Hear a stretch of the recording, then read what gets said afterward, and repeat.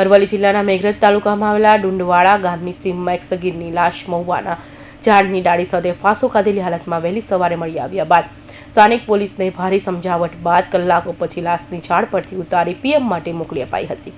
શનિવારની વહેલી સવારે ટ્યુશન માટે પોતાના ઘરેથી બાઇક લઈને મેઘરજ તરફ નીકળેલા 16 વર્ષીય સગીરની લાશ લટકતી હાલતમાં જણાઈ આવતા રાહદારીઓને મૃતકના પરિવાર અને મેઘરજ પોલીસને જાણ કરી હતી।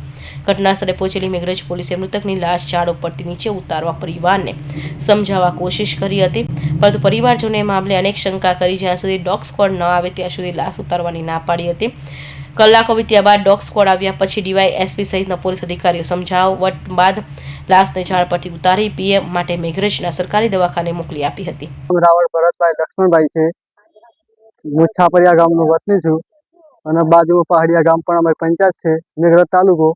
અને મારા ભાઈ સવારે ટ્યુશનમાં નીકળેલો છે મેઘરજ સવારે 5 વાગે અને મને 1 કલાક પછી જાણ થઈ અને પછી અમે ગામના લોકો, કુટુંબ લોકો, સગા સંબંધી બધા વગેરે ભેગા થયા, સાથે પણ મેઘરજના પણ પબ્લિક છે અને અમારે મારી નાખે મને શંકાસ્પદ છે।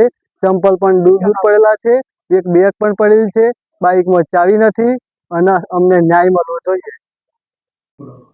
આજે મેઘરજ પોલીસ સ્ટેશનની હદમાં એક સગીર વયના વિદ્યાર્થીની લાશ લટકતી હાલતમાં મળેલી। સવારનો સમય હતો અને પરિવારજનો તરફથી શંકા વ્યક્ત કરવામાં આવેલી અને ડોગ સ્ક્વોડ દ્વારા તપાસ કરવામાં આવે એવી એમની માંગ હતી, જેના આધારે પોલીસે ડોગ સ્ક્વોડ બોલાવી અને